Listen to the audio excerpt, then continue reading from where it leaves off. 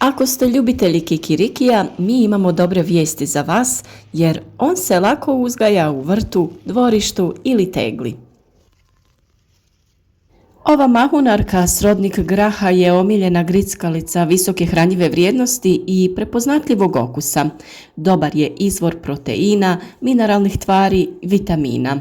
Vodi podrijetlo iz Južne Amerike, a kod nas postoje sve popularniji načini njegovog uzgoja. Kikiriki traži rastresito, dobro usitnjeno i plodno zemljište. Ova biljka ne podnosi suviše vlažna, zbijena i kisela zemljišta, već mu gode ona dobro propustljiva sa udjelom vapna. Voli sunčane i tople položaje. Ukoliko zemljište niste obogatili hranjivima prije same obrade tla, to možete uraditi i na ovaj način. Iskopajte dublje kanale, dodajte stajsko gnojivo te navucite sloj zemlje prije nego pristupite sjetvi. Nakon toga redate sjemenke kikirikija. Kikiriki se sije čim prođe opasnost od mraza u aprilu, ali tačno vrijeme sjetve zavisi od vremenskih prilika. Bitno je znati da oljušteno sjeme brže niče. Može se sijati 3 do 5 sjemenki u jednu sadnu rupu na dubinu od 5 do 7 cm. Razmak u redu između tih sadnih rupa je 20 cm, a može se sijati i ovako u redove na razmak od 5 cm. Međuredni razmak kreće se otprilike od 50 do 60 cm. Nove mahune razvijaju se unutar zemljišta, zbog toga se kikiriki uzgaja na sličan način kao krompir.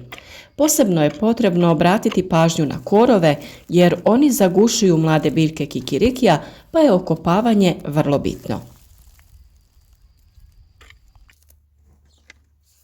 Sljedeća radnja koja se obavlja jeste zagrtanje, a može ga zamijeniti malčiranje. Pa s tim prvo zagrtanje ili malčiranje treba obaviti kada mlade biljke dostignu visinu oko 15 cm. Na taj način ćemo uništiti ili spriječiti razvoj korova. Ovaj postupak se obavlja 3 do 4 puta tokom vegetacijskog perioda. Njega kikirikija obuhvata kultiviranje, sitnjenje tla, razbijanje pokorice, zagrtanje, prihranjivanje i navodnjavanje. Kultivira se, kao što sam rekla, 3 do 4 puta. Prvi put 7 dana po nicanju, to jest kada je biljka oko 15 cm visoka, a drugi i treći put u toku vegetacije u razmaku od po 15 dana.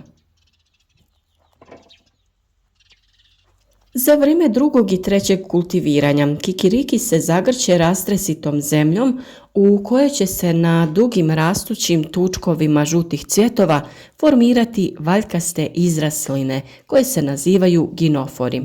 Iz njih nastaju plodovi, to jest mahune.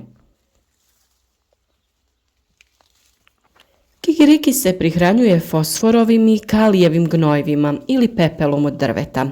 Usjev se navodnjava tokom jula i augusta. Kikirikiju odgovaraju topla sunčana podneblja sa umjerenom količinom padavina. Za klijanje je potrebna temperatura oko 21 stepen. Da bi kikiriki dobro uspijevao, potrebno mu je obilje svjetla i topline. Ako mu se osim toga osigura dovoljna visoka vlažnost zraka, izrasti će u vrlo lijepu bujnu biljku. Kikiriki je osjetljiv i na nedostatak kalcija i ako je zemljište siromašno ovim mineralom, potrebno ga je dodati kad počne cvjetanje. Cvjetanje započinje otprilike 30 do 50 dana nakon sjetve, ovisno od sorte.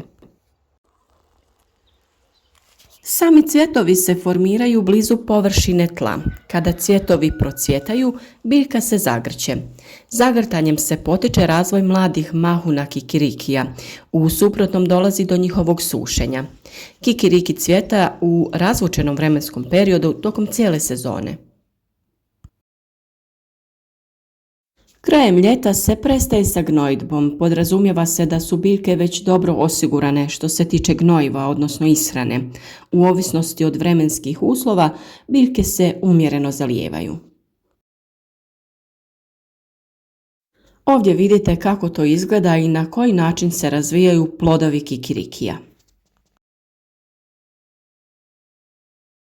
Kao što ovdje također vidite, mahune se razvijaju ispod površine zemlje, a u ovoj jednoj mahuni se razviju 2 do 3 sjemenke. Berba kikirikija obavlja se krajem jeseni, a prvi znak kojim ćete prepoznati da kikiriki dozrijeva jeste žućenje listova. U trenutku berbe, to jest vađenja kikirikija, lišće je suho, a stabljika je promijenila boju, postala je tamnija. Berbu je najbolje obaviti prije prvog jesenskog mraza. Sa berbom, to jest iskopavanjem kikirikija, ne treba žuriti, jer se mahune sporo razvijaju. A sam postupak je sljedeći. Biljke se pažljivo iskopaju i otrese se višak zemlje. Biljke se nakon iskapanja ostavljaju da se posuše. Tokom vađenja neke mahune će otpasti, ali njih sakupite i sušite ih odvojeno. Zemlju oko kikirikija možete razrahliti sa nekim alatom kako bi vađenje bilo što jednostavnije, to jest kako se plodovi ne bi oštetili i ne bi spadali i ostajali u zemlji.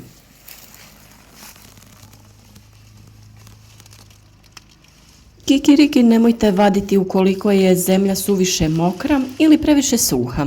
Tražite pogodne vremenske uslove kako bi lako vadili biljku iz zemlje, a da se zemlja lako uklanja sa samih plodova.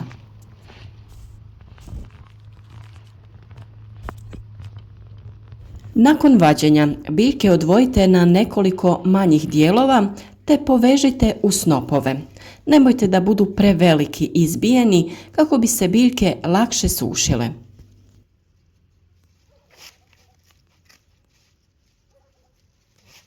Možete koristiti konopac ili špagu, te obruč napravite što bliže ovom dijelu gdje su plodovi. Zategnite kako vam se ne bi rasule biljke.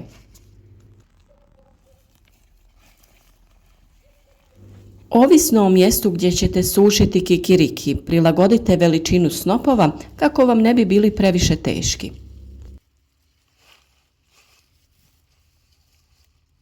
A za samo sušenje najbolje je odabrati mjesto pod nekim krovom koje je prozračno.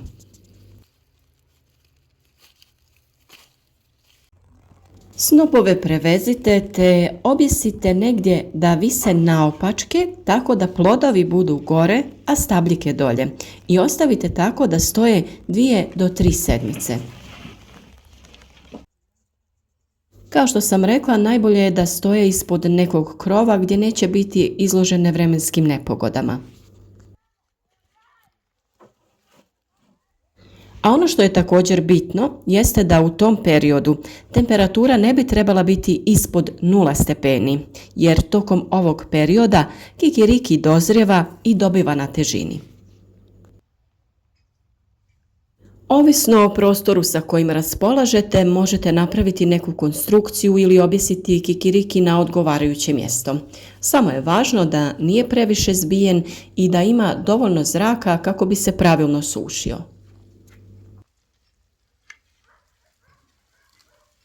Poslije perioda sušenja i dozrijevanja, mahune se odvoje, spreme u mrežaste vrećice kako bi se lakše oprale od zemlje pod mlazom vode. A nakon pranja potrebno je te iste mahune osušiti prije skladištenja. Mahune se trebaju dobro osušiti jer može doći do pojave plijesni i propadanja. Sušenje se vrši u tankom sloju na temperaturi od 60 stepeni tokom 2 dana. Sušenje se može obavljati u električnim sušilicama, a dobro osušene mahune imaju onaj zvuk krckanja kada se lome, a prilikom protresanja mahune čuje se zveckanje sjemenki. Drugi način sušenja mahuna kikirikija je u domaćinstvu i pogodan je za ona domaćinstva koja imaju pećna drva. Mahune se stave u pleh u sloju debljine 15 cm blizu peći i povremeno se promiješaju tokom 2 dana. Osušene mahune kikirikija se čuvaju u mrežastim ili platnenim vrećicama na prozračnom mjestu. Mogu se čuvati oko godinu dana. Oljuštene sjemenke se mogu čuvati pola godine u tegli sa poklopcem. Za čuvanje sjemenki, osim staklenih tegli, mogu se koristiti i keramičke posude sa poklopcem.